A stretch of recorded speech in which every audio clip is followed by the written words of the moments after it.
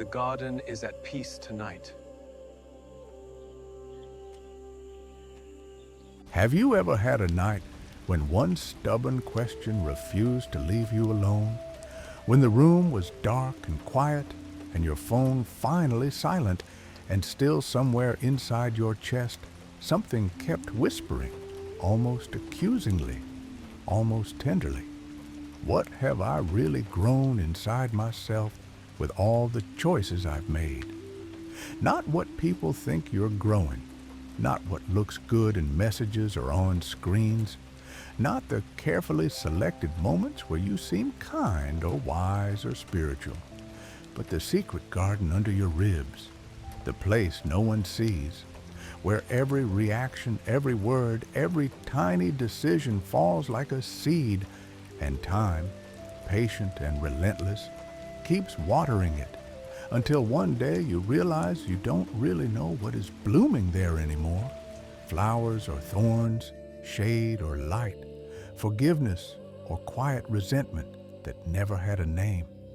Maybe you've felt it already, that strange uneasiness that doesn't shout but hums, low and constant, somewhere behind your everyday tasks and worries, like a distant vibration under the floor, not loud enough to break your day, but strong enough to visit you at night when everything else finally stops and you are face to face with yourself, with your own history, with the things you have done and the things you have not done, with the people you have loved, hurt, lost, left behind, and with the versions of you that you secretly wish you had been instead.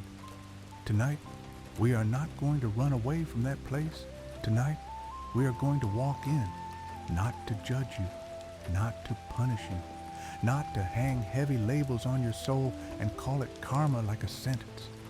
We are going to walk in so that for once you can see with open eyes and a soft heart what has been growing in the garden of your heart all this time. And maybe, just maybe, begin to tend it differently. For now, you are still lying in your bed. Feel that simple fact before anything else. The solid support of the mattress under your back or your side. The pillow holding the weight of your head. The familiar touch of the blanket, the way it presses down gently on your body like a quiet, wordless embrace. You don't have to move. You don't have to impress anyone. You don't have to deserve this moment. All you're invited to do is breathe. Take a slow, gentle breath in through your nose as if you are smelling something safe and pleasant, and then let the breath out a little longer than it came in. A sigh that doesn't mean defeat, only release. Again, in, slowly, out, softer. With every exhale, allow your shoulders to fall just a little closer to the bed. Let your jaw loosen so your teeth are not pressed against each other. Let your tongue rest on the floor of your mouth, no longer pressed nervously against the roof or the back of your teeth. All the unfinished messages can stay unfinished. All the clever replies you wanted to send can stay unspoken. All the plans, worries, schedules, comparisons, and silent competitions can stand outside the door of this room for now, like guests who arrive too late and find the house dark and closed. Inside, there is only you, your breath, and a story. As you listen, your mind might try to argue, to analyze, to measure, to decide whether you believe in karma or not, whether this is real or just imagination, whether you are doing this right or wrong. That's okay. The mind is like a restless monkey jumping from branch to branch, but the body knows something else, and tonight we will trust the body a little more than usual.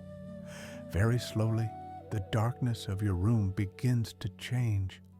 At first it's subtle, so subtle you might think it's just your eyes adjusting, but then you notice that the shadows in the corners are no longer the same familiar shapes. They have become thicker, deeper, like velvet curtains drawn close, and the ceiling above you feels less like a flat surface and more like an open sky that someone dimmed down to almost black. You blink once, slowly, and when your eyes open again, the familiar furniture of your real room is already fading like a drawing being gently washed away with water. The bed that holds you softens into something else beneath your body, not springs and fabric, but earth, warm and firm and strangely comfortable, as if the planet itself has turned into a mattress to hold you for the night. The faint smell of detergent and dust is replaced by another fragrance, wet soil after rain, leaves, a hint of something sweet and green and alive. You sit up without effort, as if you are as light as breath, and the world around you reveals itself like a slowly opening flower. You are in a garden at night, not a small, neat garden behind a house, not a decorative park with trimmed bushes and geometric paths, but a vast, ancient garden that seems to stretch far beyond where your eyes can see, a living labyrinth of plants and paths and shadows and soft light, all wrapped in a sky that is as deep and dark as an ink lake. The stars above are not harsh points of light. They glow gently, like embers in a dying fire, steady and calm, pulsing faintly as if they are breathing with you. Around you, the air is cool and fresh, carrying the sense of damp earth, leaves, flowers that have closed for the night, and others that only open in the darkness. You hear the smallest sounds, a distant drop of water falling into a pond, a leaf gently brushing against another leaf, the faint whisper of wind moving through branches. It is quiet, but not empty, the kind of quiet that feels full, like a held breath. You look down and see that you are sitting on a small circle of earth, cleared of plants, as if someone had prepared this space just for you. Your hands touch the ground and feel it. Rich, moist soil, alive with potential, with the memory of thousands of seeds that have fallen here and either grown or disappeared. You stand up slowly. Your body feels lighter than it usually does at night, less cramped, less pressed by the day. Yet inside your chest, you can still feel that familiar heaviness, the one that asked the question at the beginning of this night. You turn slowly in place, trying to understand where you are, and as you do, you realize something else. The garden is not harmonious and balanced in the way you might imagine a perfect spiritual place. Some parts, even from here, look gentle and beautiful, with soft bushes, small glowing flowers, and gracefully curving branches. Other parts are darker, tangled, overgrown, with twisted trunks and dense, prickly undergrowth that almost seems to resist the touch of the dim starlight. It's wild, you think. Beautiful and messy? A voice answers, calm and close, as if it was listening directly to your thoughts. Like a human heart, it says, like yours. You turn toward the sound.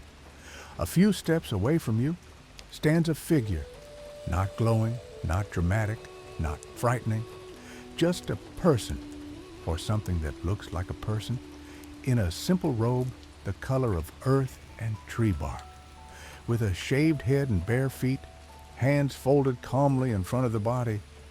The face is softly lit by some invisible light, lined in places but not old in a weak way, rather in the way of a tree that has seen many seasons and doesn't panic when the leaves fall.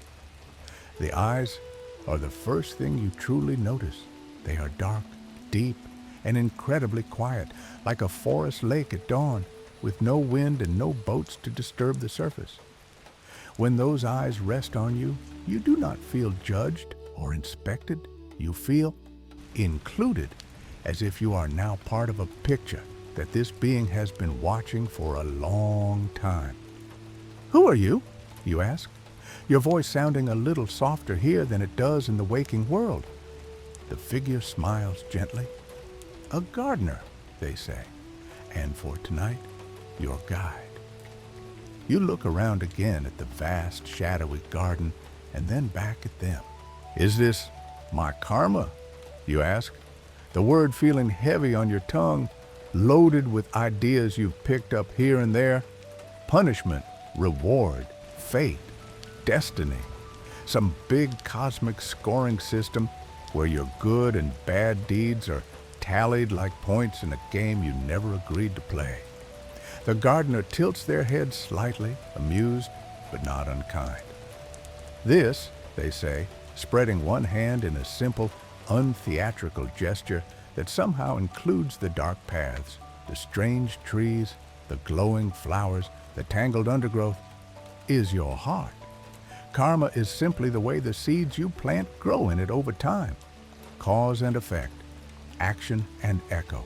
Not a judge, a mirror." You swallow. "It's big," you say. "It has been many years already," the gardener replies, "and many choices, small ones especially. We underestimate them because they do not feel important. But the garden remembers all of them, not just the dramatic moments you replay in your mind. That is why you came. You wanted to see what you have been watering with your attention, your thoughts, your words, your actions." You feel a nervous laugh rise inside you. "I don't know if I really wanted to," you say. "Part of me just wanted to sleep." The gardener nods slowly. "Sleep is also a kind of garden," they say, "but tonight you will sleep better after walking here.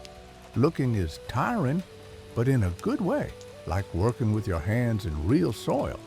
If you try to sleep without ever looking, the garden follows you into your dreams and whispers anyway. You have no good argument against that. You know that feeling too well. Nights when you are physically exhausted, but some part of your mind refuses to stop replaying conversations, decisions, scenes where you wished you had spoken or stayed silent or walked away or stayed. The garden has been calling you for a long time. The gardener steps closer to you, still unhurried. "Before we walk," they say, "remember something." They look at you with such steady kindness that for a moment you have to look away. "We are not here to decide whether you are good or bad," they say, "whether you deserve love or not. We are here to see what is growing. Flowers, thorns, trees, weeds. Some plants may hurt to touch, but that doesn't mean you are a bad garden. It only means no one taught you how to plant something else. Tonight, you will see. Later, you can choose." Their voice falls into a quieter tone, almost like a chant, and you feel the words more than you hear them. Every thought, a seed. Every act, a rain. What you water in your heart will grow and grow again. The simple rhythm hangs in the air for a moment, then dissolves into the night, like breath. You realize you have been holding your shoulders tight again. You exhale slowly and let them drop. "Come," the gardener says softly. "We will not see everything tonight. That would be too much. But we will see enough for you to understand how this works." They turn and begin to walk along a narrow path that leads away from the small, clear patch where you woke up. The path is made not of stone, but of packed earth, smooth from many invisible footsteps, edged with low plants that brush lightly against your ankles as you move. You walk behind them. With every step, your real body on the bed seems to grow heavier, more relaxed, as if your muscles are grateful that your attention is finally somewhere else. Your breathing is slow and steady now. You can almost feel both realities at once, your chest rising and falling under the blanket, and your ether-light feet touching the soil of this night garden. The path curves gently, and as you follow it, you notice that the plants on either side begin to change. On the left, delicate flowers appear, small but luminous, like tiny lanterns growing out of the ground, their petals glowing in pale golds and soft blues. The air around them is cooler, clearer. On the right, the vegetation grows denser, darker, the leaves thicker and stiffer, some edged with thorns that catch the dim starlight and shine for a moment like knives. You feel a question rise to your lips, but the gardener answers it before you speak. Two tendencies, they say quietly. They are always there in every heart. The seeds of kindness, patience, generosity, understanding, and the seeds of anger, resentment, greed, fear. Both are natural. The question is not whether they exist, but how much water you give to each. You slow down for a moment, letting your fingers brush gently over one of the glowing flowers. Its light trembles, then steadies again. The petals are soft and cool. What is this one, you ask? Moments when you chose compassion. The gardener answers simply. Times when you were tired but still listened, when you did not answer harshly even though you wanted to, when you forgave a small thing without making a performance out of it. They don't feel grand when they happen, they feel ordinary, but the garden remembers. You feel a quiet warmth move through you, a mixture of humility and surprise. You did not expect your gentle moments to take up space here. You always imagine gardens of virtue as belonging to better people, more disciplined, more enlightened, more clear than you feel most days. And on the other side, you ask, glancing at the dark, thick bushes to the right, where almost no light seems to reach the ground. The gardener's eyes follow your gaze. Reactions you repeated without looking, they say. Grudges you watered in your mind for years.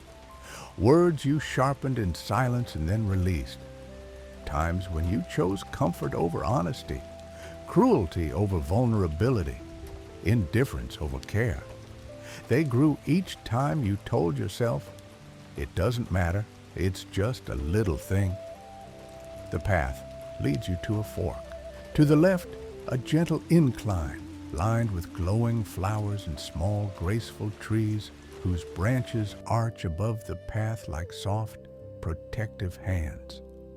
To the right, a slightly steeper descent into a dense, shadowy thicket where only hints of shapes are visible and the air feels heavy and still. The gardener stops and turns to you.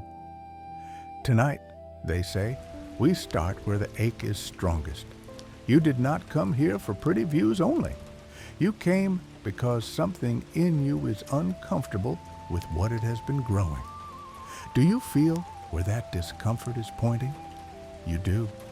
It's like a magnet in your chest, pulling you not toward the soft, luminous incline, but toward the darker path, the one your eyes instinctively avoid, the one that smells faintly of old, wet wood and something sour, the place that reminds you of nights spent replaying a certain argument, a certain failure, a certain phrase you wish you could take back.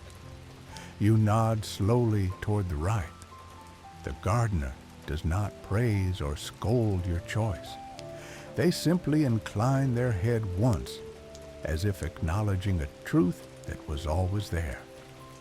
Then we begin in the thicket, they say, in the corner of the garden where the seeds of your pain became the seeds of pain for others. We will walk slowly.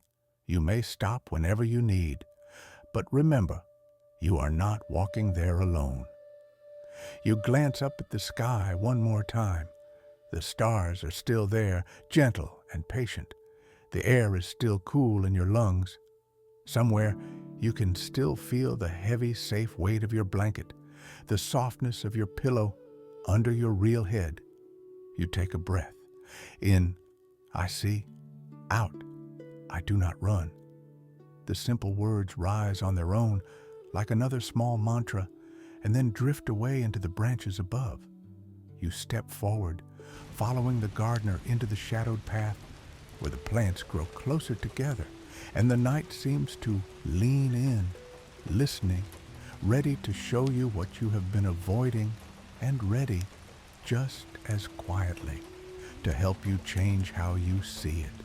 The first dark shapes of your karma garden begin to appear between the branches, waiting like old unspoken stories that finally have a chance to be heard. The deeper you walk into this side of the garden, the more the ground under your feet begins to change.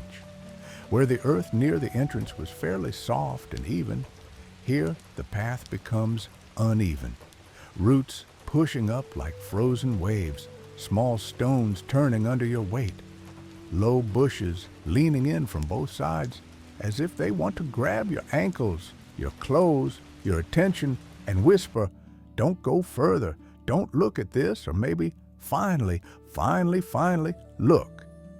The air grows heavier too. It's still cool, still filled with the scent of soil and leaves, but now there is something sharper in it, a bitter note, like the smell of smoke long after a fire has gone out. When the heat is gone, but the memory of burning still clings to the walls. You walk behind the gardener, and even though this part of the garden is darker, even though the plants crowd closer and the starlight above feels thinner, you don't feel the wild animal kind of fear you might expect.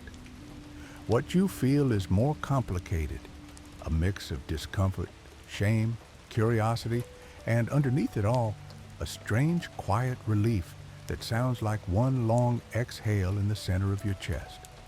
Finally, I am not pretending I don't know this is here.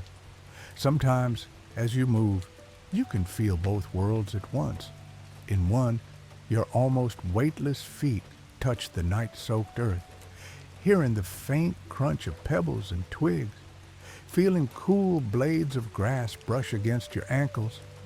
In the other, your real body lies on your familiar mattress, your head still cradled by your pillow, your shoulders slowly sinking deeper into the bed as your muscles let go.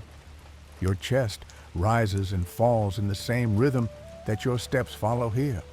It's not two separate realities, but one long breath passing through different rooms. Remember, the gardener says quietly without turning around, his voice somehow as clear as if he were speaking right into your ear. Everything we see here already lives in you, but none of it is a final sentence. These are just the shapes your habits have taken. Shapes can be changed, but not while you insist they don't exist. You nod, though you're not sure if he sees the gesture, and almost immediately the narrow path opens into a small clearing hidden inside the thicket. At first, you see only a single dark mass rising out of the ground in front of you, something large and tangled, a silhouette too dense to read. Then, as your eyes adjust to the softer, stingier light of this place, its details begin to appear piece by piece. It's a tree, or something close to a tree, but not like the gentle ones you glimpsed on the other side of the garden. Its trunk splits into several thick branches that twist around one another as if they can't decide whether they're supporting each other or strangling each other.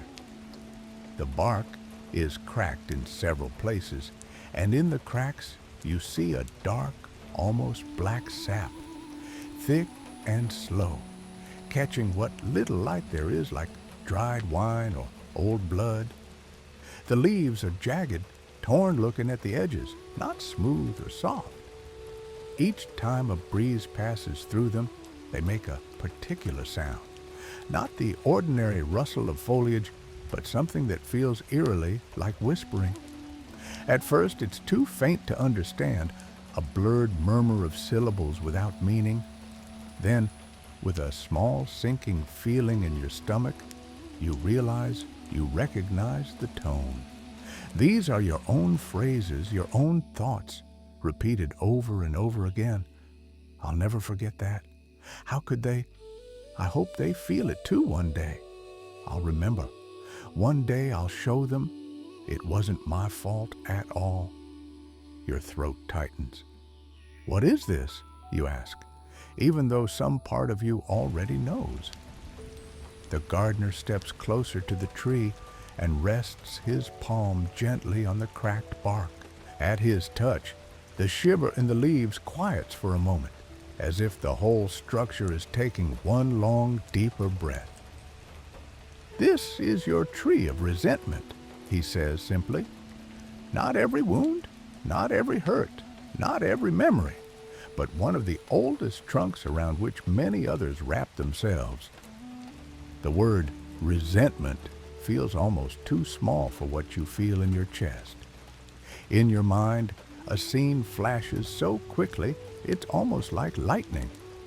Certain words thrown at you years ago, a certain look on someone's face, your shock, your helplessness, your silence, or your clumsy reply. That moment you replayed again and again later, especially at night, especially when you were tired, inventing sharper comebacks, better exits, perfect speeches that you never delivered. You stand in front of the tree and your memory slowly unwinds, like a piece of tape that someone has decided to finally pull out and look at. You see the room, the light, the color of the walls. You see their face, your face. You hear the tone, not just the words. You feel that same old pressure between your ribs, the same hot knot under your breastbone. And suddenly, you realize something that makes your stomach drop. Every time you lay awake in bed, replaying this scene, re-arguing, re-suffering, you were here without knowing it, standing at the base of this tree, pouring more of your anger and hurt into its roots, watering it with those long obsessive nights. I thought they were just thoughts, you say quietly, shaken. Thoughts are seeds, the gardener replies, his voice soft but very clear. And emotions are water. He steps aside slightly, making space for you to move closer if you choose. As you do, you notice something you hadn't seen at first. Not every leaf on this tree is jagged and dark. Here and there, scattered among the shadows, are lighter leaves, smaller, clearer, almost ordinary. Their edges are smooth, their color less heavy. If you pay attention, you sense that the air around them is easier to breathe. And these, you ask, touching the air near one of those softer patches.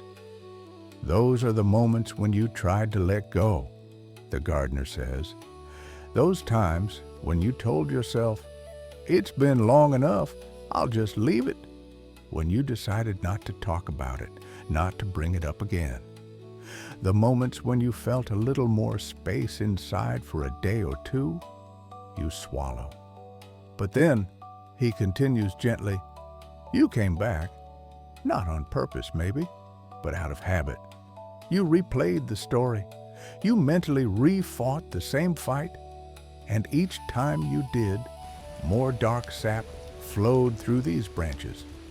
The lighter leaves were wrapped up, covered by another layer of resentment, like smoke wrapping around a flame until it can't breathe. You look at the tree, at its twisting branches and heavy leaves, and a whisper rises up in you, half defense, half confession. I didn't want to kill anybody, you say, almost to yourself. I was hurt. I wanted them to know. I wanted it to matter. The gardener's mouth curves in a small, kind smile, but his eyes remain steady, clear. You didn't kill anyone, he answers. But every time you stood here in your mind, feeding this tree, Its roots grew deeper into the ground of your own heart. Resentment rarely kills the person it's aimed at. It grows around the one who carries it like a thorny fence, making it hard to leave, hard to let anyone else in. He falls silent for a moment, letting that truth settle. Then he adds, gently, "You have every right to your pain. No one is asking you to act as if nothing happened or to pretend that harm was harmless. But if you want the garden to change, you will have to learn the difference between feeling pain and rehearsing it, stabbing yourself again and again with the same memory until it becomes your identity. The words land somewhere deep. A part of you bristles. It wasn't my fault. I didn't start it. They were the one who... But another part of you, the one that dragged you through this door tonight, knows exactly what he means. You remember evenings when the person who hurt you wasn't even in the room, hadn't been in your life for years, and yet you spent whole hours fighting them in your imagination, picking up the old scene and plunging it into the soft places of your mind like a knife you couldn't put down. A small wind stirs the leaves above your head. In their rustle, you hear not accusations this time, but a question. How long do you want to keep feeding me like this? You stand closer to the trunk now, close enough to see small details. The grain of the bark, the way the dark sap has hardened in some cracks into glossy streaks, the faint outlines of other branches that were cut once and then grew again, curved in a different direction.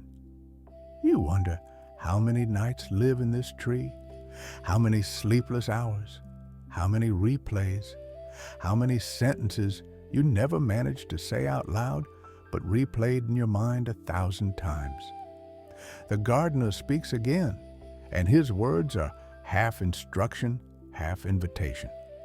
Try something, he says, not as a performance, not as forced forgiveness, just as an experiment.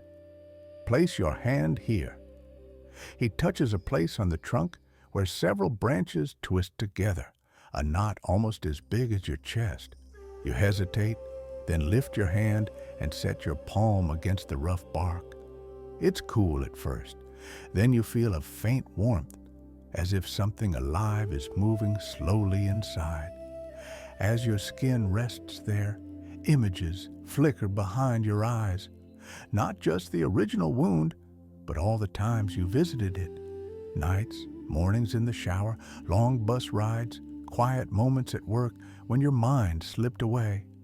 Each revisit adds a small ring to the knot, like a tree's growth rings, but made of thoughts, not wood.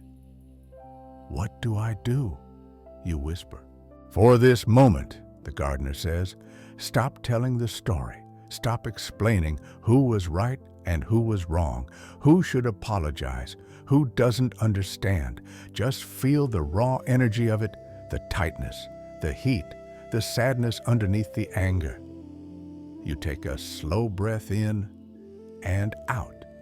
Still standing there, your real chest rising and falling under your blanket, your hand resting on this impossible trunk in the garden of your heart. Beneath the words, beneath the many rehearsed arguments, there is something simpler, a feeling of being overlooked, unprotected, unvalued, a sense that someone who mattered to you did not care enough, did not see you, did not hold you the way you needed. And underneath even that, a small aching truth. I was not ready to accept that. So I chose to stay here beside this tree instead of walking on. Resentment, the gardener says softly, is pain that refused to flow. It hardened. It built a house, then a tower. You keep climbing to the top of that tower in your mind, looking out, shouting old words into a sky that is no longer listening. His voice drops into something like a mantra, a small verse that moves slowly, like a river around stones. The hurt was real. The moment passed. You stayed behind, holding the cast. Tonight, you see what you have grown. You're not your wound. You are the one who can lay it down. The words tremble in you. You don't feel instant release, no magical washing away of the knot in your chest, but something loosens, not the pain itself yet, but your grip on the story about it, the justification, the endless inner trials where you play judge, jury, and wounded witness all at once.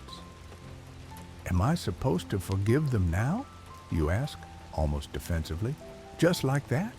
This tree is huge. The gardener shakes his head. No, he says, not just like that. Not because you think it will make you a better person.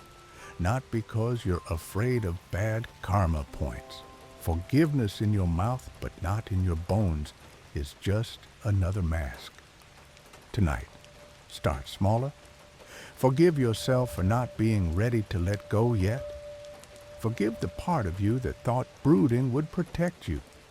And then allow the idea that you do not have to keep feeding this tree in order to stay safe.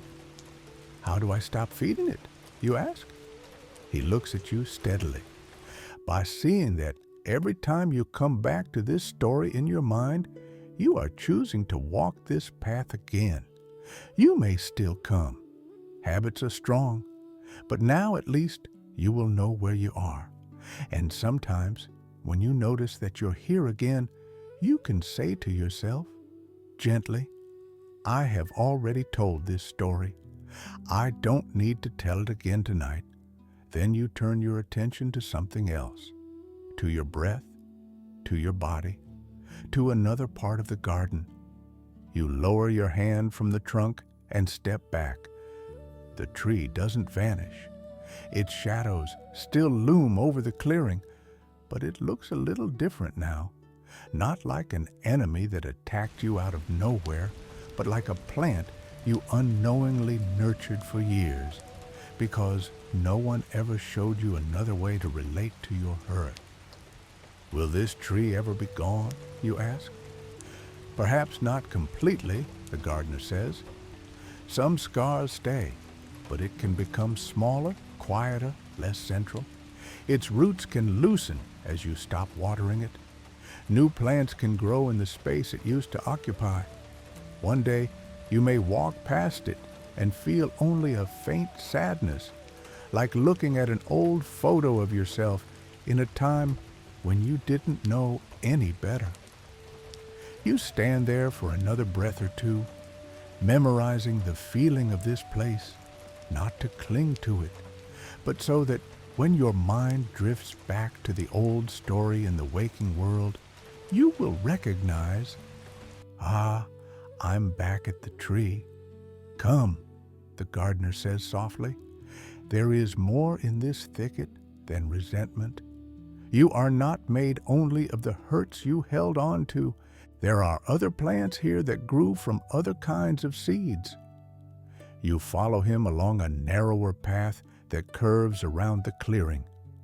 The branches on both sides arch overhead now, forming a kind of tunnel. Through small openings in the leaves, you can still see pieces of the night sky, the same calm stars watching without comment. As you walk, the air shifts again.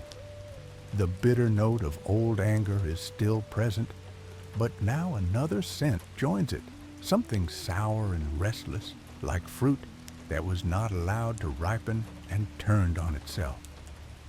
Soon, you come to another cluster of plants. Not one big tree this time, but a web of climbing vines wrapped tightly around a group of slender, more delicate trunks. The vines are thin but strong, covered in small hooks that stick into the bark beneath. On them hang heavy leaves and strange, swollen pods, as if thoughts had become fruit and then grown too large for the branches. What is this? You ask, already suspecting the answer. Envy and comparison, the gardener replies. The times you looked at someone else's life, body, success, love, calmness, and told yourself a cruel story about your own worth because of it. The times you could not celebrate someone's joy because it resembled too closely what you felt you lacked. You look closer and see how the vines distort the trunks they cling to, pulling them out of their natural upright line. The original trees here, you realize, are not poisonous. They represent your natural desires to be seen, to be valued, to express yourself, to belong. But the clinging vines have twisted them, turning simple longing into gnawing self-hatred, quiet admiration into biting jealousy. You remember moments, scrolling through a screen, seeing someone's photo, someone's achievement, someone's perfect moment, and feeling that sharp, hot spike in your chest. Why not me? When will it be my turn? What's wrong with me? Of course, it's easy for them. And then the shame that followed, because you didn't want to be the kind of person who felt that way, so you tried to push it down, but it kept growing in the dark, unspoken. Every time you believe the lie that someone else's light makes your light smaller, the gardener says, a new loop of vine wrapped itself around these trunks. Every time you told yourself you were less than because of what you saw outside, the hooks dug a little deeper. You notice that here too, not everything is hopeless. In places where the vines are thinner, the original bark shows through, and between the heavy pods, you see a few small, bright leaves. They belong to the moments when you genuinely rejoiced for someone, when their success gave you hope instead of despair, when you took inspiration instead of poison. It's not wrong to want, the gardener continues. It's not wrong to dream. It's not wrong to feel a sting when you see someone living something you ache for. The problem begins when that sting becomes your whole identity, when you let it tell you you are less, broken, unworthy. Then the vines start to choke. You exhale slowly, feeling a deep tiredness rise in you. Not the exhausted agitation you sometimes feel at the end of a long day, but something softer, like the muscles of your heart letting go of a tension they have held for a very long time. What do I do with this, you ask? Do I just tell myself I'm grateful, that I'm happy for everyone, even if I'm not? The gardener smiles again, almost amused. Empty gratitude is another kind of mask, he says. You don't have to pretend you feel what you don't. Start instead by noticing when the vines start to climb. When you catch yourself saying, they have it and I never will, they are better than me, pause. Put a hand on your own chest, feel your actual body and say, this hurts. I wish I had this too. I am allowed to want, and my worth is not less because it is not here yet. He looks at the tangled plants for a moment, then adds, you can also begin to water those small leaves here, the ones that represent genuine joy for others. Every time you find even a tiny bit of it in yourself. Not forcing, just acknowledging. Part of me is jealous, and part of me is glad they are happy.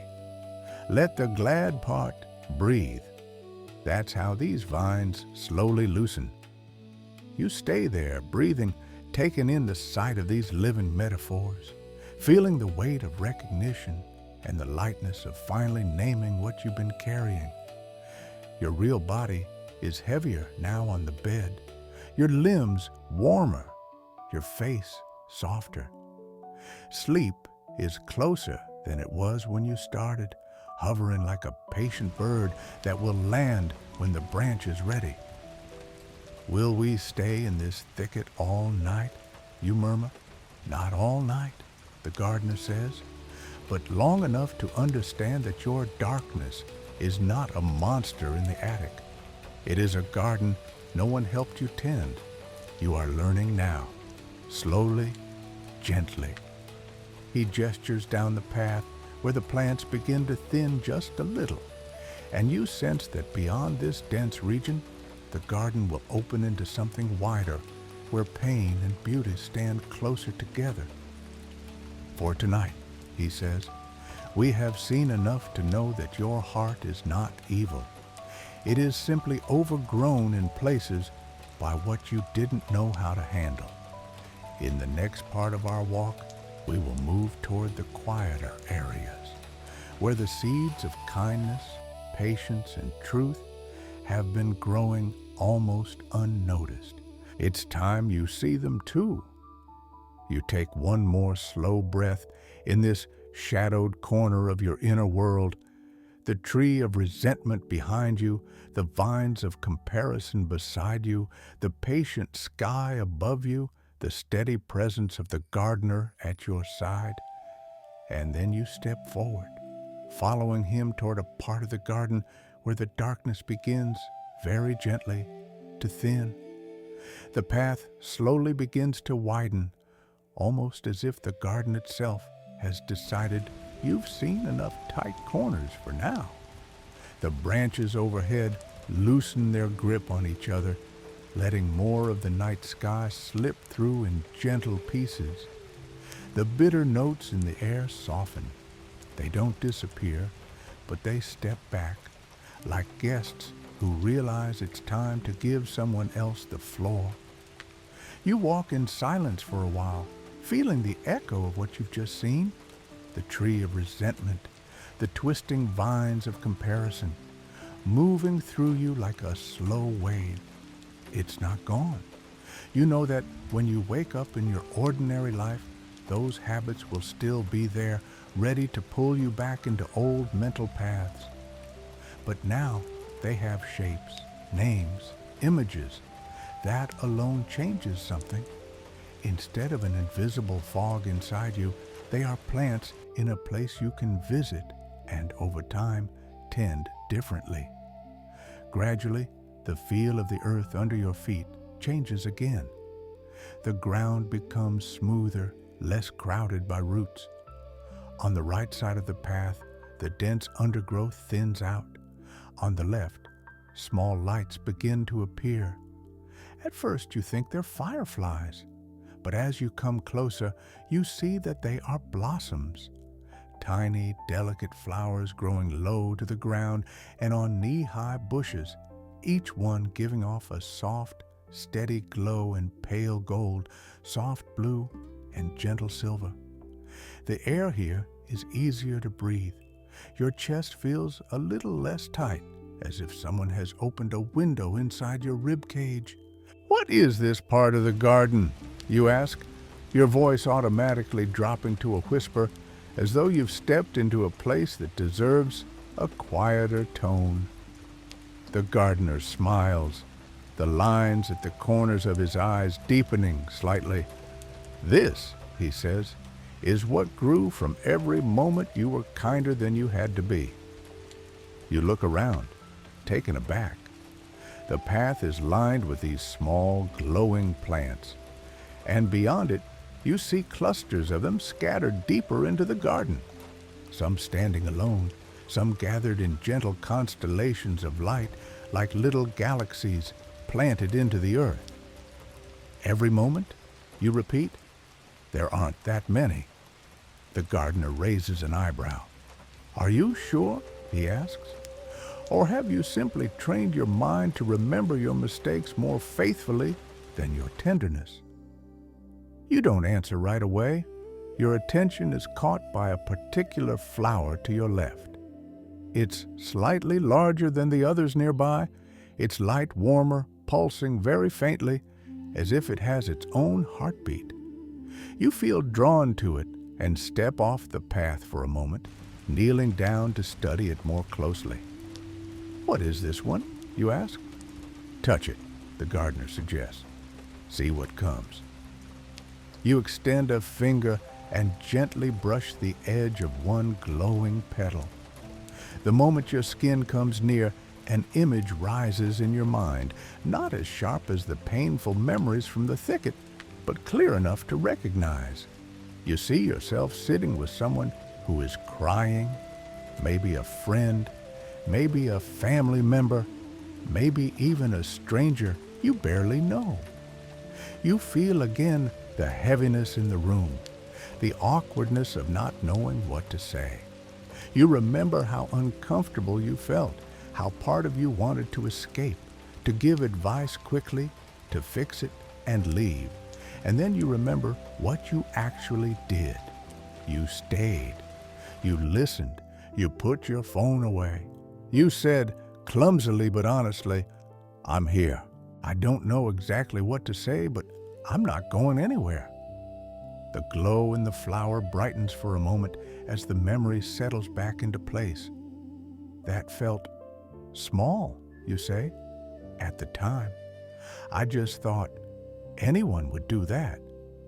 The gardener's eyes are gentle. Not everyone does, he says. Many people run from another's pain. They make it about themselves or they shut down. You stayed. You offered presence. Your mind dismissed it as nothing special. The garden didn't. You stand slowly, your gaze drifting along the path. Now that you know what to look for, you can sense that some lights are brighter, some paler, some clustered, some isolated. You gesture toward a group of plants a little further off the path where the light is softer, a barely there blue. And those? The gardener follows your hand with his eyes. Moments of restraint, he says. Times when you could have said something cruel, cutting, clever, in a way that would have made you feel strong for a second and then guilty for a week. But you didn't. Or when you felt an impulse to hurt, to punish, to throw someone's vulnerability back at them. And instead, you took a breath. You stayed quiet. You let the storm pass. You forget these moments because nothing dramatic happened. But here, they bloom. You let that sink in. Your mind is so used to keeping score of everything you did wrong that it feels almost suspicious to imagine that the things you chose not to do matter just as much. Yet the evidence is here, glowing softly at your feet. What about? You hesitate, embarrassed. What about when I was kind, but partly because I wanted people to like me? Or because I wanted to think of myself as a good person?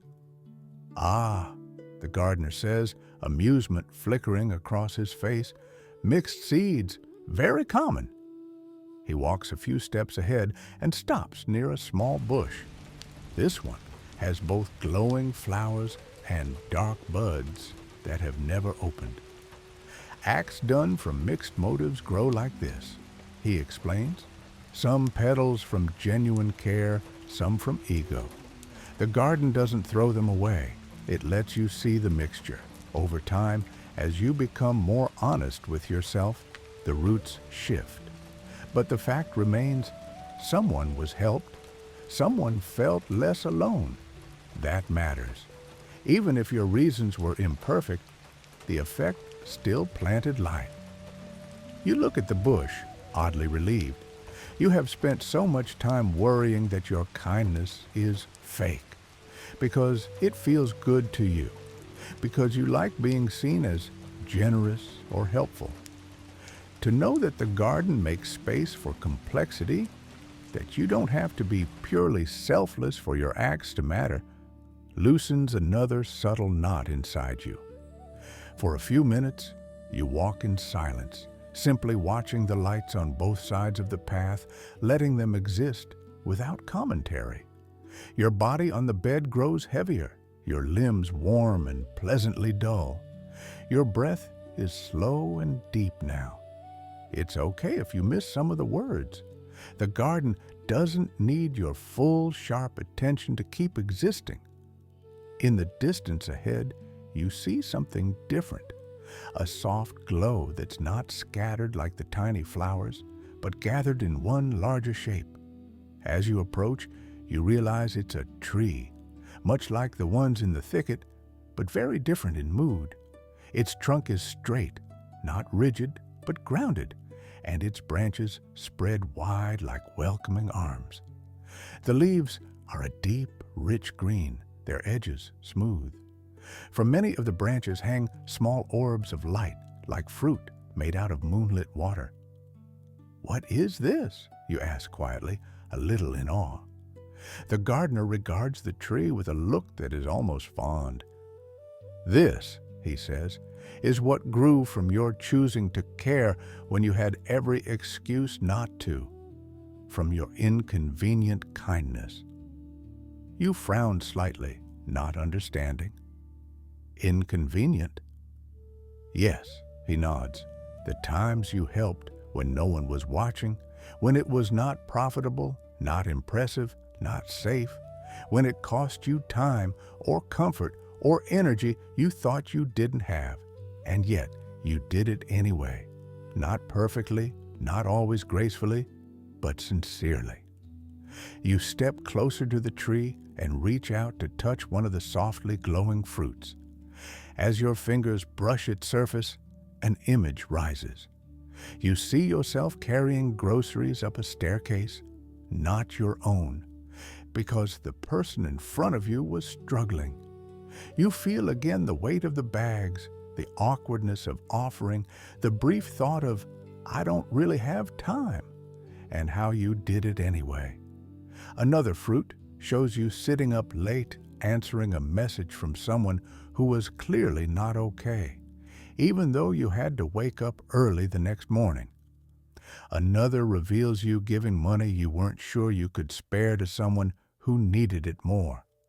None of these moments were perfect. In several of them, you remember being a little irritated, a little impatient, a little resentful. You remember thinking, "Why do I always end up being the one who helps?" And yet, the helping happened. The support was real. You only remember the irritation, the gardener remarks, noticing the flicker of guilt on your face. But the person you helped remembers the kindness. So does the garden. You lower your hand, feeling oddly raw. "I didn't think it was enough," you say. "I always feel like I should be doing more, being better, more disciplined, more generous. When I do something small, I tell myself it doesn't count." "That is because you learned to measure yourself with a harsh ruler," the gardener replies. "One that never gives full marks no matter what you do. But the garden doesn't measure, it grows. If you give a little water to a seed, it becomes a sprout. If you give a little more, it becomes a plant. It doesn't complain. Why not more? It simply becomes what it can become from what it receives." He reaches up and gently taps one of the luminous fruits. It sways for a moment, casting ripples of light across the leaves. "When you believe nothing you do is enough," he says, "you starve your own heart. These fruits feed you too, not just others, but you rarely taste them. You rush on looking for the next failure."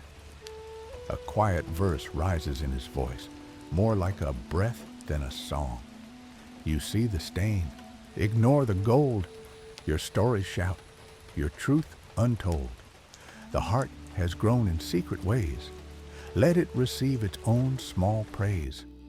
The words settle over the clearing like a soft blanket.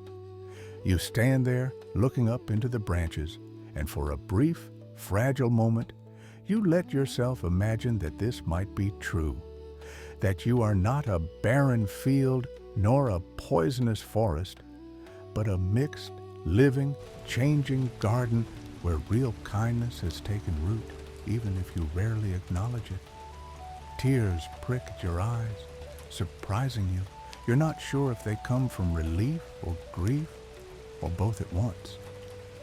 "I didn't know I had this in me," you whisper. "You were too busy watching your thorns," the gardener answers gently.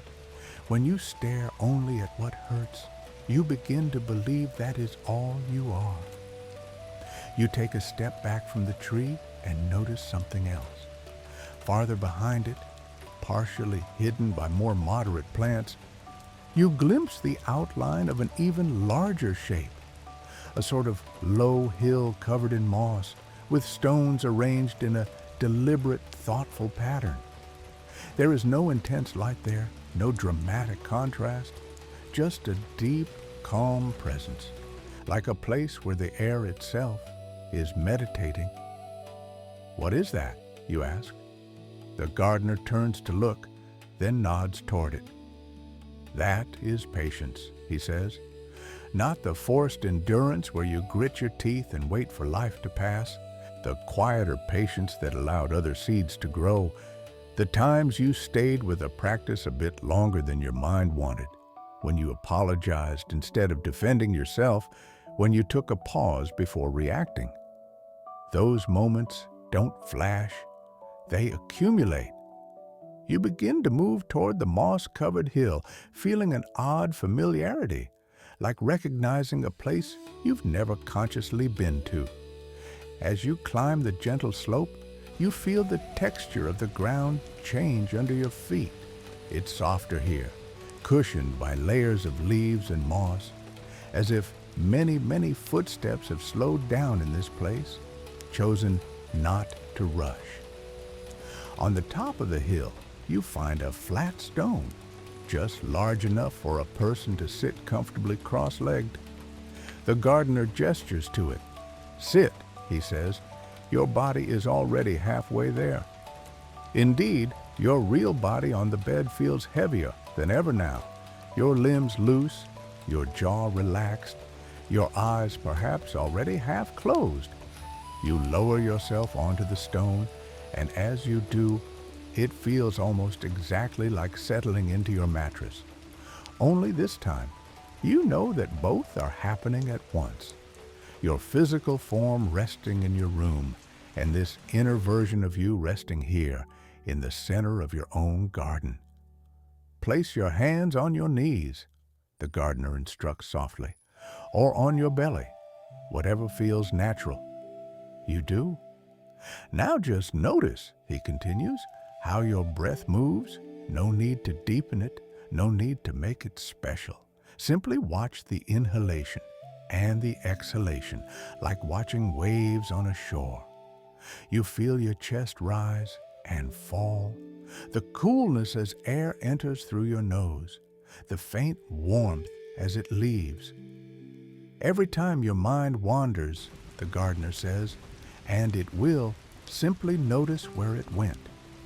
Maybe back to the tree of resentment, maybe to the vines of comparison, maybe to something that hasn't happened yet.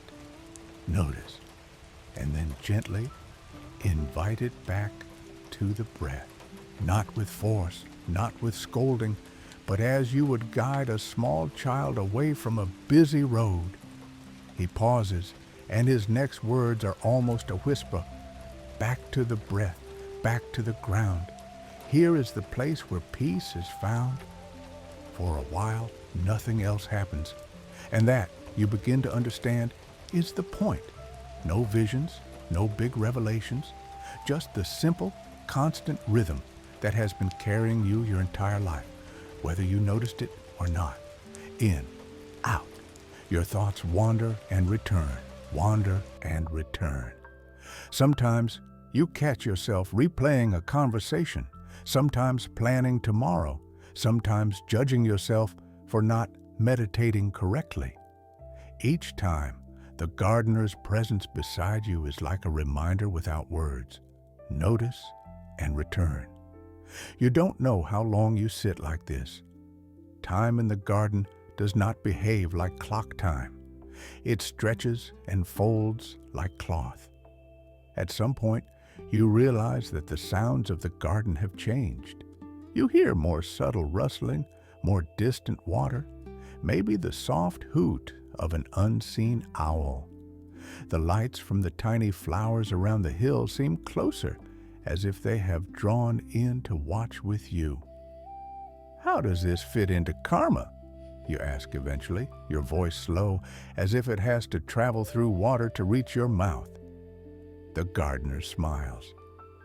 Every time you choose to return to your breath instead of blindly following a painful thought, he says, you are planting a seed of freedom. You are showing your garden that it is possible to feel something without becoming it, to notice a thought without obeying it. This stone you are sitting on is made of those moments. You glance down at the smooth surface beneath you, imagining it formed layer by layer by every tiny act of returning you've ever done.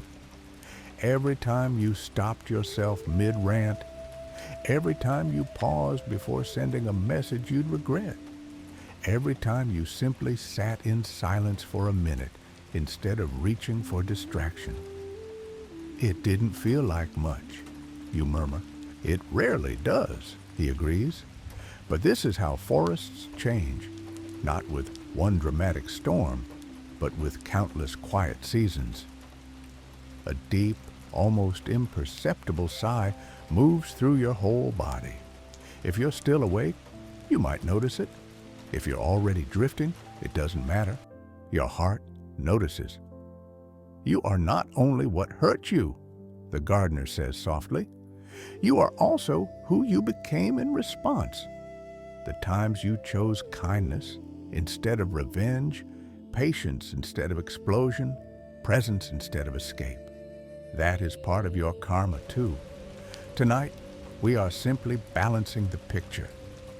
You let your eyes close if they haven't already.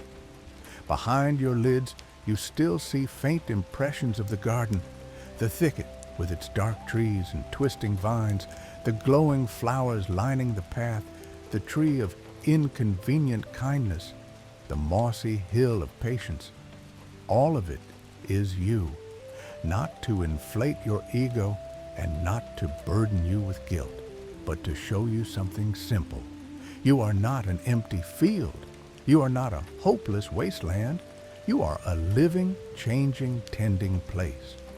Slowly, gently, you open your eyes again in the garden.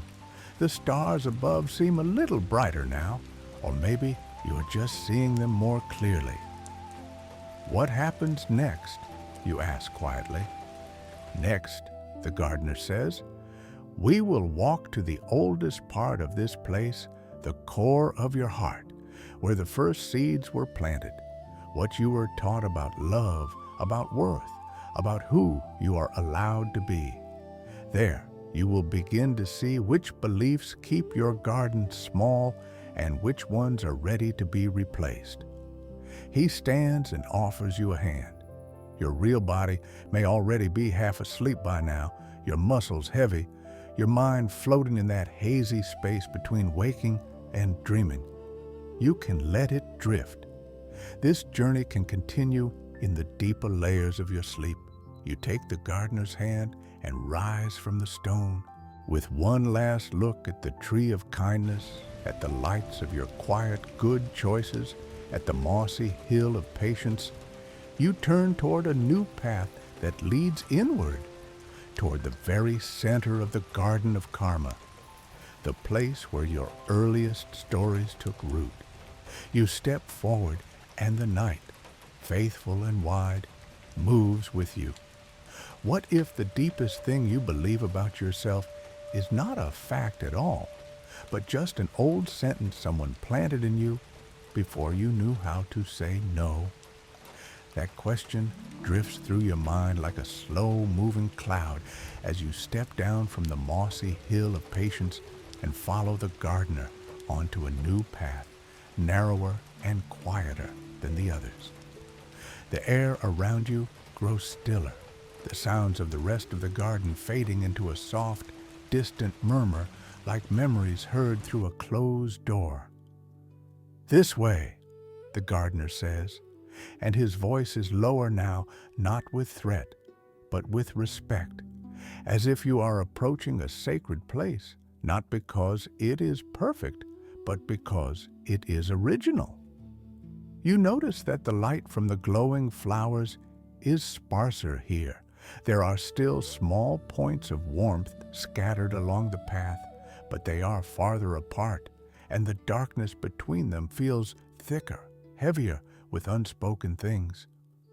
Overhead, the branches lean in just enough to frame the strip of sky above like a long, dark eye watching over you.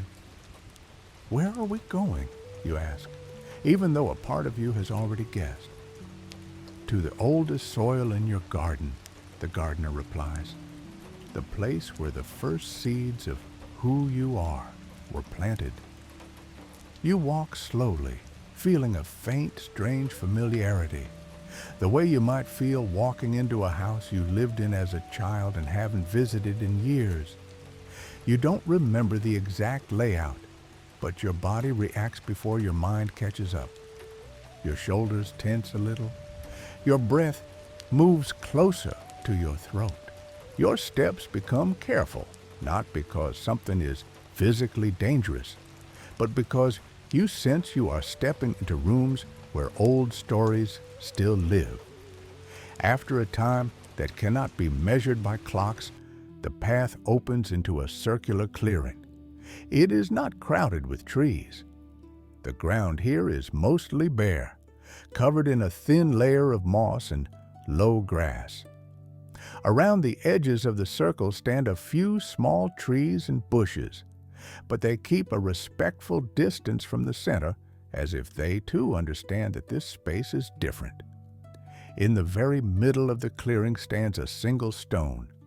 It is flat on top, shaped like a wide, low table, its surface worn smooth as if many hands, many years, many storms have passed over it. The stone is not bright, not dramatic, but something about it draws your gaze and holds it. You step closer, and as you do, you notice that the ground around the stone is marked with faint circular patterns like ripples spreading out from where it stands. Some of the lines are clear, others broken, overgrown by grass and moss, but you can tell they once reached far, touching all parts of the garden. What is this? You ask softly, instinctively lowering your voice.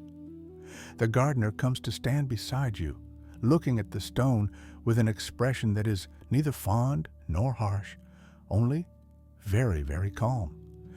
This is the altar of your first beliefs, he says.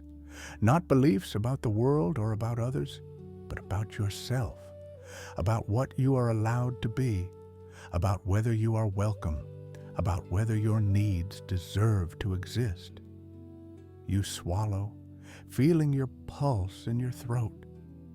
I don't remember making those beliefs, you murmur. You didn't, the gardener replies gently. They were handed to you, spoken in words or in silence, in actions or in absence. Children do not reason about themselves. They simply absorb. Whatever the important people in your early life repeated, in tone, in touch, in attention, settled here like inscriptions on this stone. You look more closely at the surface. At first it seems blank. Then, as your eyes adjust, as your heart steadies, faint letters appear, not in any specific language, but clear enough that you understand them immediately. You see phrases like, too much, not enough, in the way, only loved when useful, always second, too loud, too sensitive, a burden. The words are not sharp, not freshly carved. They have the worn look of something that has been here a long time. Some lines are deeper than others. Some phrases overlap, one scratching over the other, like arguments that never found resolution. Your chest tightens again, in a way that feels different from the resentment tree or the envy vines. This isn't hot, active anger. It's a slow, heavy ache, like realizing you have been walking with a stone in your shoe for so long that you thought the pain was just the way walking feels. These aren't true, you say reflexively, almost defensively. I know they're not true. Intellectually, I mean. I've read things, I've heard talks. I know all humans have worth, all that. The gardener nods. Your mind knows, he agrees. But when something is carved here, he taps the stone lightly, the garden responds to it whether you consciously agree or not. If the stone says, "You are too much," then every time you express a need, your plants will grow with anxiety. If the stone says, "You are only loved when you are useful," then every act of rest feels like a crime. You don't have to believe the sentence in your head for it to shape the soil. You only have to have lived under it long enough. You stare at the words, and memories begin to stir. Not clear snapshots this time, but sensations. The feeling of a room where adults are tense and you are trying to be smaller, quieter, easier. The echo of praise that only came when you achieved something, never when you simply existed. The weight of unspoken rules. Don't cry, don't complain, don't need too much, don't be a burden. Can I just erase them? You ask, your voice thin. Just wipe the whole thing clean? The gardener's expression turns almost sad, but still kind. If only it were that simple, he says. You can smooth some of the grooves over time. You can stop tracing them with your finger every day. You can engrave new words beside them. But pretending the old sentences were never written at all usually just drives them deeper. They go underground. They become roots you don't see. You feel a wave of helplessness. So I'm stuck with them? No, he replies gently. You are not stuck, but you cannot change what you refuse to see. Tonight, the work is not to erase, but to witness, and to plant new seeds around this stone so that one day their roots will grow stronger than the old lines carved here. He places his hand flat on the stone and looks at you. Put your hand here, he says, next to mine. You hesitate, then slowly extend your hand and rest your palm on the cool surface. The stone is colder than the trunk of the resentment tree, heavier than the bark of the kindness tree. As you touch it, you feel a subtle vibration, like a distant drumbeat. At first, nothing else happens. Then, very gently, scenes begin to surface. You see yourself as a much younger child, smaller body, wide eyes, heart wide open. You are calling someone's name, eager to show them something, to share a feeling, to be seen. They are busy, tired, preoccupied, maybe angry. They wave you away or snap at you, their words not carefully chosen. You don't understand the complexity of their day. You only understand the feeling that hits your chest. I am too much. The scene shifts. You are a little older now, holding a paper, a drawing, a grade, a trophy, some symbol of achievement. An adult smiles widely, embraces you, showers you with warmth. But later, when you are simply sitting in a corner, doing nothing special, they are distant, cold, distracted. A pattern forms. Attention comes when you perform, not when you are just breathing. Somewhere inside, a line scratches itself onto the stone, only loved when useful. Another scene. You are crying, maybe loud, maybe quietly. Someone tells you to stop, that you are exaggerating, that you are making a fuss, that other people have it worse. The exact words don't matter as much as the message. Your feelings are inconvenient. The stone absorbs another sentence. Too sensitive. You feel tears burning in your present eyes as you stand there with your hand on the stone. It's not that these were the only messages you received. There were good moments, warm moments, laughter, safety. But the painful phrases dug deeper like sharp tools, and the stone remembers. I don't want to blame them forever, you say, shaky. They were human. They had their own wounds. That is true, the gardener says, and seeing their humanity can help you let go of vengeance. But tonight, we are not here to attack or defend the past. We are here to acknowledge its impact. You became the soil for words that were not yours. Now you have the chance to choose which ones you continue to water. He lifts his hand from the stone and steps back. "Try this," he says softly. "Read one sentence on this stone, not aloud, just in your mind, and then ask yourself, how do I keep this belief alive today? What do I do or not do because I still live as if this were true?" Don't judge, just see. You look down. Your eyes land on too much. You let the words settle. How do you keep this belief alive? You notice how often you apologize for existing, for taking up time, for having questions, for needing help. You replay moments when you swallowed your feelings, when you made yourself smaller in conversations, when you laughed off your pain so no one would be burdened by it.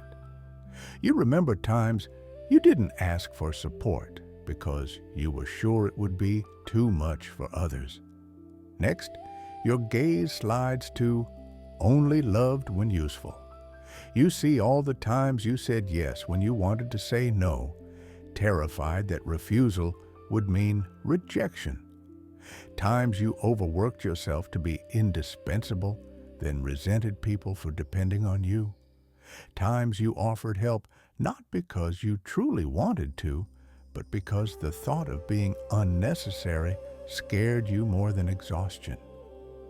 Then, too sensitive. You remember flinching at jokes that others found harmless, feeling hurt by things people said were no big deal, then punishing yourself for feeling that way, calling yourself dramatic, weak, childish. You see how many times you told yourself to toughen up instead of honoring the information your feelings were trying to bring.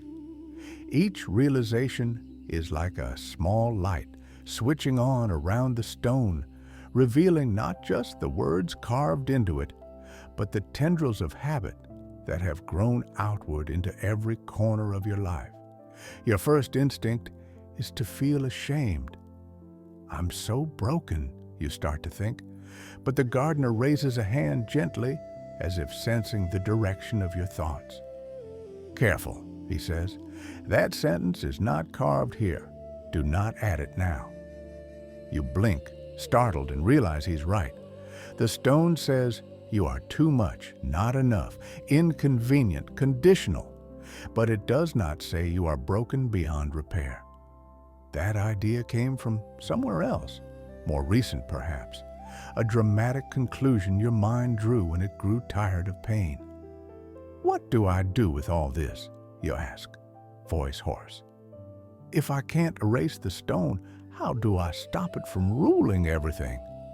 The gardener looks at you steadily, then at the soil around the stone. "You plant," he says, "right here, around this altar. You plant new phrases, not as instant truths, but as seeds of possibility. And each time you act as if they might be true, you water them." He kneels down beside the stone and with his finger traces a small circle in the dirt near its edge. "Try this," he suggests. "Take one old sentence and offer it a companion, a new one that can grow alongside it, not to fight, but to gently challenge." You kneel too, feeling the cool ground under your knees. Your eyes return to too much. "What could stand beside that?" the gardener prompts. Something simple, not a slogan, not forced positivity, just another possible sentence. You think for a moment, then hear yourself whisper, almost shyly, "I am allowed to exist as I am, even if someone else finds it inconvenient." The moment the words leave your lips, the soil where the gardener drew the circle seems to darken slightly, as if it has drunk something. A tiny sprout appears, so small you might have missed it if you were blinking, a single pale green shoot pushing up with almost impossible courage. This is how it begins, the gardener says quietly. A new sentence, given space. You look back at the stone, only loved when useful. Your chest tightens again, but now there is also a flicker of stubbornness. I am worthy of love when I am resting, you murmur, even when I'm not useful. Another circle of soil darkens. Another sprout appears, trembling slightly in the night air. Too sensitive. You swallow hard. This one has cut deep. My sensitivity is not a flaw, you say, your voice even softer. It is a way I receive information.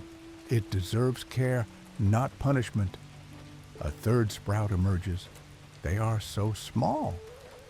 Will they survive? You ask, suddenly protective. That depends on what you do when you wake, the gardener replies. Every time you catch yourself acting from the old sentences, you have a chance to pause and remember these new ones, not to force yourself to believe them immediately, but to give them a sip of water by acting as if they might be true for one moment. He looks at you with something like gentle seriousness. When you dare to rest, even though the stone whispers that rest makes you unlovable, you water the seed of I am worthy when resting. When you ask for help, even though too much echoes in your bones, you water the seed of I am allowed to exist as I am. When you respond kindly to your own tears instead of mocking them, you water the seed of my sensitivity deserves care. He pauses, then adds, old lines in stone, young roots in earth. The garden shifts with every birth.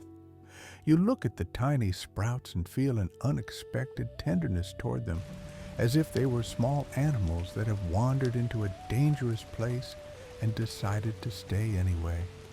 You want them to live, and beneath that, you feel something even more surprising. A faint, fragile desire to live differently yourself, not in the sense of grand resolutions or overnight transformation, but in small, specific ways.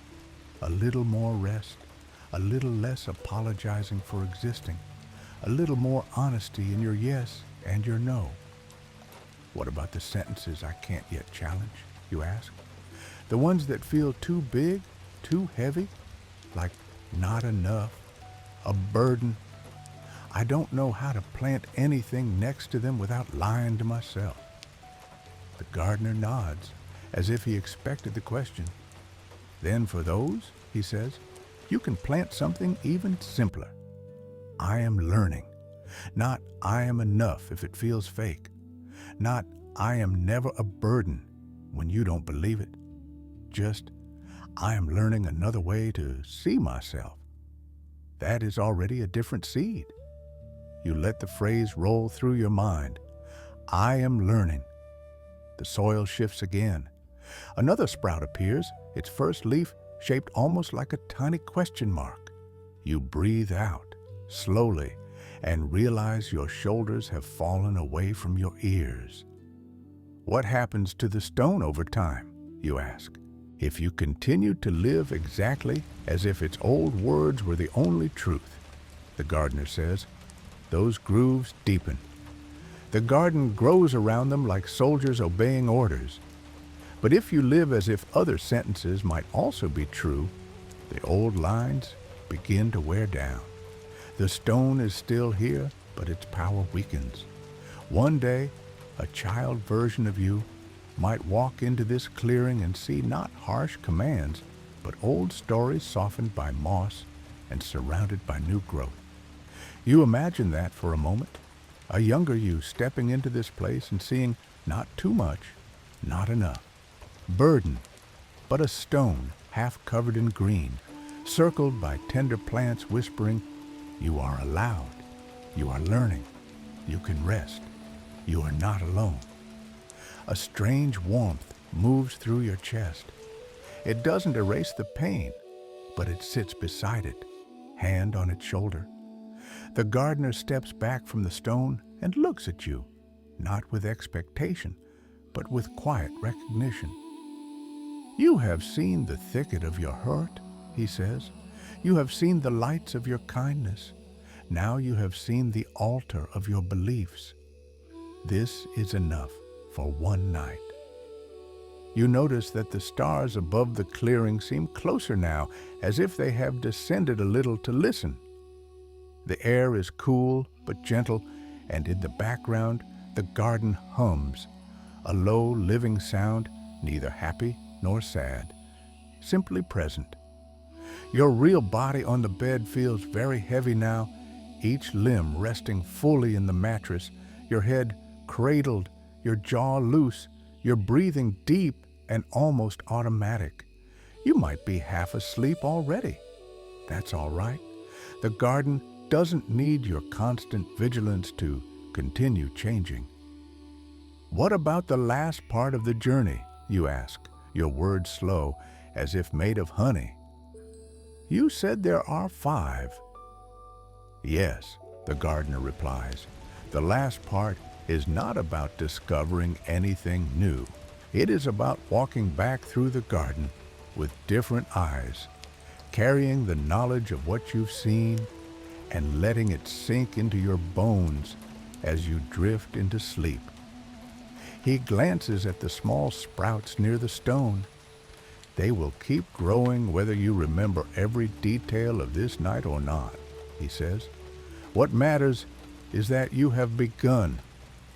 You take one more look at the engravings on the stone, at the old harsh sentences, at the tiny defiant shoots of new possibility pushing up beside them. Then you lift your hand from the cool surface. The letters begin to fade slightly, not disappearing, but losing some of their sharpness, as if a fog has rolled over them. The sprouts remain, their small leaves catching what little light the stars give.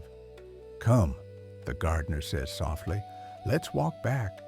Not the same person who arrived, not completely. Someone who has seen more of themselves and who can now rest with a little more truth and a little less fear. You turn away from the stone and follow him out of the clearing. As you step back onto the path, you feel the garden around you shifting, not dramatically, not with applause or fanfare, but in the subtle way a forest changes when the first light of dawn touches its edges. Something in you knows that part of this journey will continue in your dreams, and part of it will wait patiently for you in waking life, on quiet mornings, in difficult conversations, in moments when you choose whether to water an old belief or a new seed. The night opens before you, and you walk into it, ready for the final part of this gentle pilgrimage through the garden of your own heart. You don't remember exactly when the path began to feel familiar, only that at some point, as you followed the gardener away from the stone of old beliefs, something inside you softened into a quiet recognition. I've been here before, not in this exact way, not with this much clarity, but the curves of the path, the way the earth slopes, the distant sound of water, the particular rhythm of the branches overhead. Some part of you has always known this is your place. This is not a foreign land. This is the inside of your own life. The gardener walks a little ahead of you, not talking for a while. Words have done enough for one night. Now it is time to let silence do its work. As you move, the air slowly changes again. The thick stillness around the old stone loosens, and you begin to hear more sounds. The soft trickle of a hidden stream, the gentle creak of branches, the almost imperceptible buzz of nocturnal insects going about their quiet business. You pass once more near the region where the resentment tree stands. You don't go all the way in this time. You see its dark crown rising above other plants, and your body responds. A small tightening in the chest, a little clench in your throat. But now, you also remember the trunk under your hand, the way it pulsed with all those revisited nights. You know what it is. You know you have choices you didn't have before. Will I be back there? You ask, not quite stopping. Most likely, the gardener says, not unkindly. The paths you have walked for years do not disappear because of one visit. But next time you find yourself standing under that tree in your thoughts, you'll know, here I am again. You will remember there is a way back out. You nod, and the resentment tree drifts out of sight behind other shadows. Soon after, you catch the faint, sour, sweet smell of the envy vines. Their twisted shapes appear in the distance, clinging to their host trunks, heavy with swollen pods. For a moment, you feel that familiar little sting, the one that compares, measures, fears being less. But tonight, you also remember the gardener's words, I am allowed to want. My worth is not decided by what I do not have. You don't have to go closer now. It is enough to know where that feeling grows. Enough to know that when it shows up in your waking life, it's not proof that you're a bad person, only a sign that you wandered into this corner of your garden again. A place you can, gently, start to tend differently. The air lightens as you keep walking.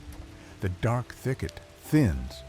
On the left, the first small glowing flowers reappear like stars that have fallen into the soil and decided to stay. Their soft light brushes your ankles as you pass, a quiet reminder. You stayed when you could have left. You listened when you could have turned away. You were softer than your pain wanted you to be. You don't stop to touch each blossom this time. You don't have to. Just knowing they are there already shifts something. You are no longer the person who only sees their own thorns and failures. You are also the person who knows there is light in their garden, even if the mind is slow to admit it. Ahead, you glimpse the silhouette of the kindness tree, the one hung with fruit made from all those inconvenient acts of care. Its presence reassures you the way a familiar warm lamp reassures you in your house at night. You don't need to revisit every memory it holds. You just let your eyes rest on its steady branches for a moment, letting the fact of its existence sink in. I thought I was mostly made of the dark parts, you say softly, almost to yourself.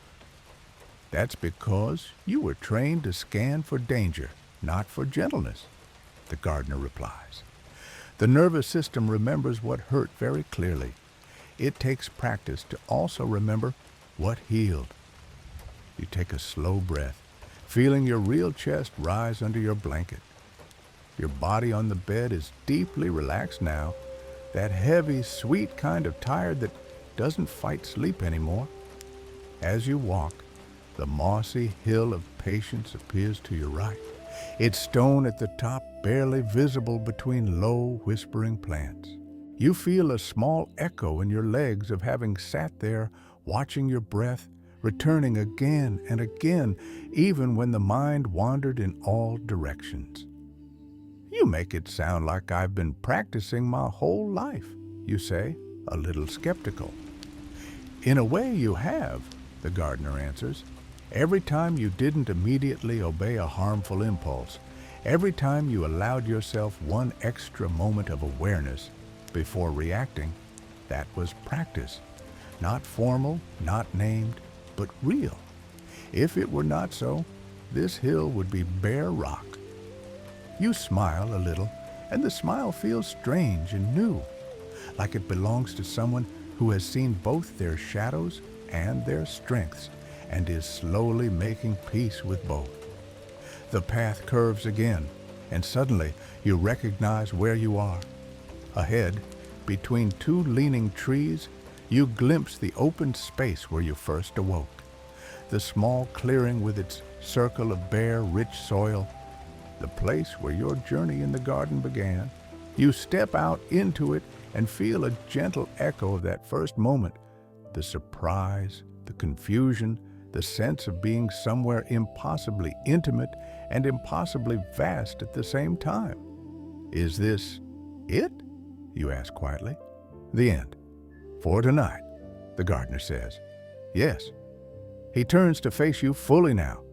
In the soft, diffused light of the garden, his face looks both ordinary and timeless. The lines you saw earlier, those small marks of age and weather, seem now like the lines on tree bark. Proof of seasons survived, storms endured, growth that did not stop. You have walked through a great deal, he says. You have seen where your pain has grown thick and where your kindness has taken root in secret. You have seen the old sentences that tried to tell you who you are. You planted new words beside them. He pauses, as if to give your heart time to catch up. Nothing is fixed in one night, he continues, because you are not a broken machine. You are a garden. Gardens change slowly with weather and time, with seasons and tending. But tonight, you did something many people never do. You looked with open eyes and did not run away. There is no grand music, no spotlight, no applause, just the quiet night, the breathing of the garden, the beating of your own heart. What do I do when I wake up? You ask, your voice already growing softer, sleepier. The gardener's answer comes like a gentle list written in the air between you. Remember that when you feel a strong emotion, anger, jealousy, shame, fear, you are standing somewhere in this garden. Ask yourself, where am I? At the resentment tree, in the envy vines, at the old stone? Naming it will give you a little space. Remember that small acts of kindness matter even when no one sees. Especially when no one sees. Each one is a seed. Remember that every time you return to your breath, even for a single inhale and exhale, you are sitting on the hill of patience again. Remember the new sentences you planted. Whisper them when the old ones get loud, not as a spell to make everything vanish, but as water for the new roots. And above all, he meets your eyes. Remember that this garden is not your enemy. It is your home. You are not here to wage war on it. You are here to learn how to tend it with wisdom and compassion. A soft verse rises, almost like the last lines of a lullaby. This heart is soil, not stone, not steel. What you attend is what you'll feel. With patient hands and kinder sight, the darkest grove can learn the light. Something in you relaxes at those words in a way that feels final for tonight. Not final as in ending, but final as in enough. You feel a subtle pull, as if a gentle tide has turned. The edges of the garden begin to blur, the stars above dissolving into softer, formless light. The scent of earth and leaves starts to mix with the faint smell of your real room, fabric, pillow, the familiar air where your body rests. Will I remember you, you ask, though your tongue feels heavy, your words slow? Maybe not clearly, the gardener says. You might remember only that you had a dream about a garden, or nothing at all. That's all right. I am not as important as what you have seen in yourself tonight. But whether you remember my face or not, you will feel the traces of this walk when you choose a gentler thought, a softer word, a kinder choice toward yourself. That is how you will know I was here. And if I forget everything, you murmur. He smiles, and this time his smile is bright enough to reach his eyes like a sunrise over old hills. Then the garden will remind you, he says, again and again, as many times as it takes. There is no punishment for forgetting, only another chance to remember. The clearing fades at the edges. The shapes of trees grow transparent. The soft glow of flowers melts into darkness.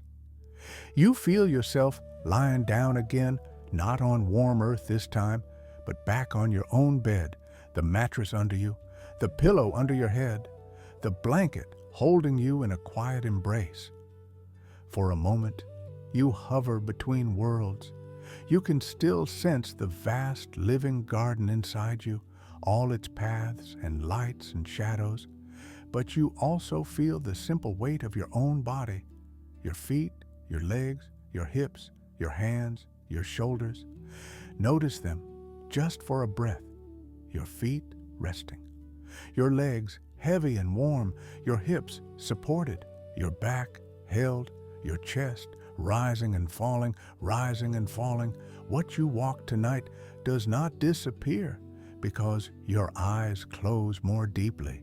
It settles in like rain sinking into thirsty ground. In your mind, or maybe only in your heart, you hear the gardener's voice one last time, not as a lecture, not as advice, just as a blessing whispered into the dark. Sleep well in your own garden. You are allowed to rest. Nothing you saw tonight makes you unworthy.